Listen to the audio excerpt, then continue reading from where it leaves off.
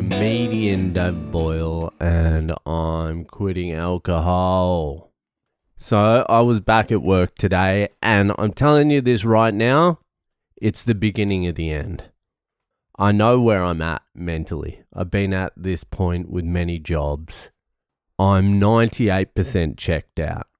I'm physically there, but mentally, emotionally, spiritually, I am somewhere else. Twitter, that's where I am. No, I can't do it. I can't do it much longer. I think October is going to be the fucking date I'm out. And that's that. That will be the end of that chapter. If I can make it through to October, I'll be very fucking happy, because the way I'm feeling now, I just feel like calling in sick tomorrow, and for no reason, just to not work. It has served its purpose, this job. I achieved everything I wanted to do with the job, which was nothing besides do a few investments and pay off the credit cards. Mainly it was to pay off the credit cards, but they haven't been paid off, but the investments are doing well. So that's that, and I just can't be fucked with it anymore. I can't be fucked with it. So I'll do it until October. I would say October 17, my birthday, will be my last day, and I can't picture myself doing another construction job again. Unless something strange pops up, I think I'm done. Or I do a day here and there, but just a full-time construction job, no thanks. I'm done with that. I was fucking around with ChatGPT today. Well, actually, it was Grok. It was the Twitter AI. And I just wanted to find out what the fuck is happening to Australian property prices in real terms. Everyone knows in nominal terms, which is just the number. When people say nominal, they're just like, yeah, the number is going up. In nominal terms, in number terms, it's going up. It's going from 800 to 1 million to 1.2 million. That's what it means. In real terms, when they say what the value is in real terms in comparison to another point in time, they just mean adjusted for inflation, which the government says historically is about 2%, 2 to 3%, except for a spike over the last few years. But that's not true. That's just CPI inflation.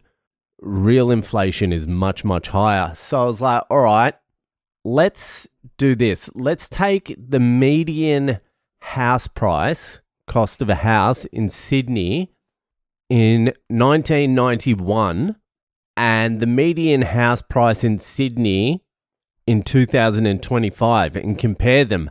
But we're not going to take them in dollars, because dollars aren't a good measurement, because people are printing dollars and the currency's being inflated all the time. We need to find a way to measure the value of property in something a little more stable.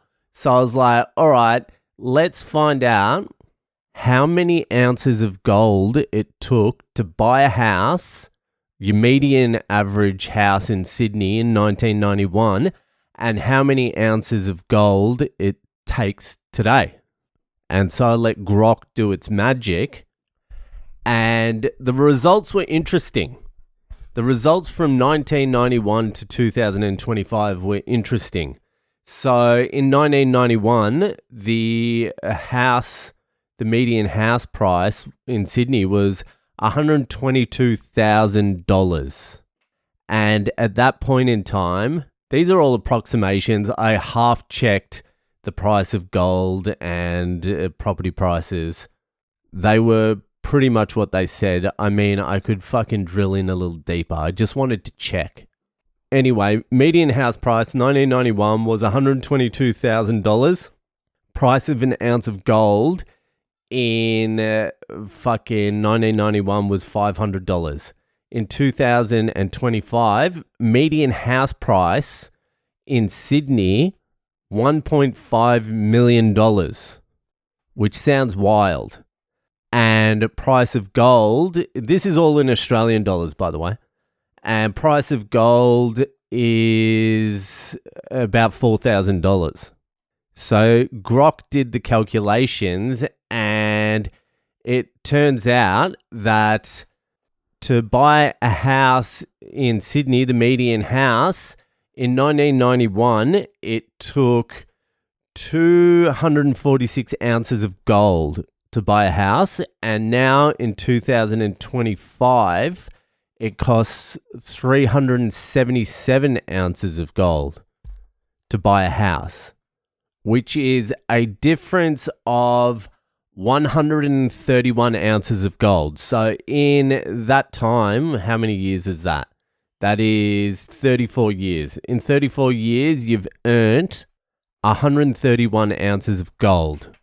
Not too bad. So in real terms, in real money, taking the median house price, you've earned a bit over $500,000, which isn't too bad. 30-year investment, whatever, that's fine.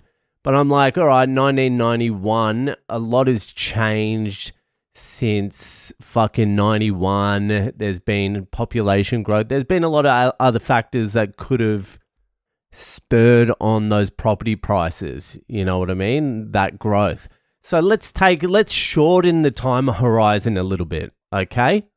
And before I shorten the time horizon, the reason I'm doing gold is because gold has basically tracked inflation for the last 5,000 years. It's a steady unit of monetary measurement. So it's the best thing we've got historically to measure value. There's a famous saying about gold that fucking an ounce of gold has always bought like a great suit. So it tracks inflation of suits. Anyway.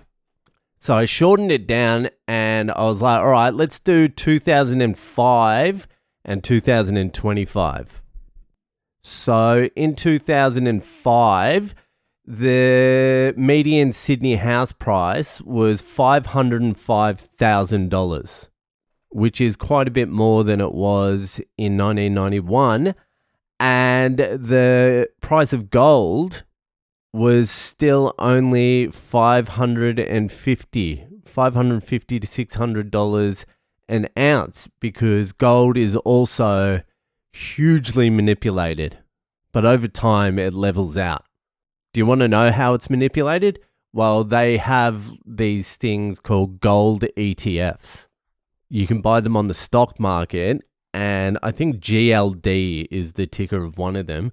So you buy GLD on the stock market, and just say you put $20,000 into GLD. And by doing that, you get basically the claim to $20,000 worth of gold. And so the company running the ETF is meant to go out and buy the gold. But do you know what they do? They don't buy the gold. So if they don't buy the gold, the price of gold doesn't go up. So there's much more money in the gold ETFs than there is gold. It's just another fucking scam. But the reason it's been fucking hammering the last fucking 5-6 years is because China and India and Russia are buying all the gold now, physical gold. So that's how they manipulate the price. They sell you fake certificates for gold and never actually purchase the gold, which therefore suppresses the price of gold. Anyway, back to 2005 to 2025. I told you the median house price, it was 550 to 600,000, was it, or something, or 500,000, and the price of gold was 550 to 6. So that means in 2005, your median house in Sydney cost 842 ounces of gold. And what does that mean? That means in 2025, and it's the same as last time, median house prices now are $1.5 million, and the price of gold per ounce is about $4,000. So in 2025, your median house is still 377 ounces of gold, which means If you bought a house in gold in 2005 and sold it today, you would be taking a over 50% loss in gold in those 20 years. The number has gone up. It's gone from 500,000 to 1.5 million. So the number's gone up. Nominally, you're $1 million ahead. In gold, you're over 50. You've lost 50% of your wealth in gold. Do you see what's happening here? No one's getting wealthier. Everyone's getting poorer. They're bleeding people. This is the fucking point. The numbers, ignore the numbers. The numbers are meaningless because they're just printing the money. You got to wrap your head around these concepts. Otherwise, you are fucked. So I did that and I was like, wow, that's actually quite big. That's a discrepancy. So I was like, all right, let's do 2012 to 2025. That's like a little bit after global financial crisis. They really started cranking out the fucking QE. They started printing money. So in 2012, median house price was $650,000 and the price of gold was $1,700 per ounce. And same numbers as before for house prices in gold. 1.5 million and 4,000. So Grok did the math, and if you bought a house in 2012, it would cost you 382 ounces of gold. And if you sold it in 2025, you would get 377 ounces of gold back. So you're not getting as decimated as you had been from 2005, which means the inflation actually plateaued a little bit there, but you still haven't made a single fucking speck of gold in 13 years through your property, through this investment that you think's the greatest fucking thing of all time. You've lost 5 ounces of gold. And I'm like, this is hectic. Because it's one thing doing Bitcoin. Bitcoin's a little bit fucking different. I've done all the math on property prices and Bitcoin. There's absolutely no reason ever to buy a property instead of Bitcoin, except to live in it. But don't even worry about that. Just buy Bitcoin and fucking rent. Anyway, I was like, that is fucking pretty crazy. I didn't even know any of this shit. So I was like, all right, let's see what the fuck salaries have done. I only did one example of salaries. So I was like, all right, how many ounces of gold did a 185K salary get in 2012? And how many ounces of gold did it get in 2025? So the prices of gold were the same as before. So the answer is, in 2012, your $185,000 salary got you 110.85 ounces of gold per year.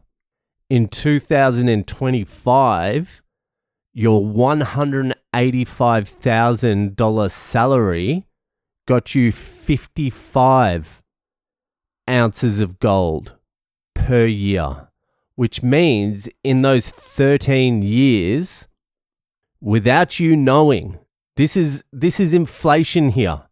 This is how insidious inflation is, because you don't even recognize it and realize it, and they're stealing from you. This is all inflation. It's theft. I'm trying to get you to understand. So in 13 years, if you are on the same salary as you were in 2012, they've taken 50% of your money away from you. You've gone from 110 ounces of gold to 55. Your purchasing power, This is everyone's purchasing power, because you can do it with any number. You can do it with a $50,000 fucking paycheck. You can do it with $1 million paycheck. It's all the same.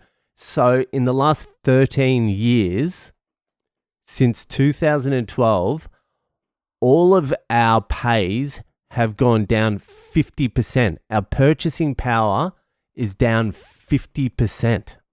If this doesn't scare anyone into fucking, don't worry about Bitcoin if you're not into it, buy some fucking gold. Buy some silver, buy some fucking gold, because you're getting fucked and it's only going to get worse from here. They're about to fucking inflate the absolute fuck out of the currency. They're going to do 15-20% per year for the next few years. So fucking get ready. Trump just fucking raised the debt ceiling $5 trillion. Like, this is no joke. This is why you feel poorer, because you are. Because you are poorer. It's not a feeling. You are poorer.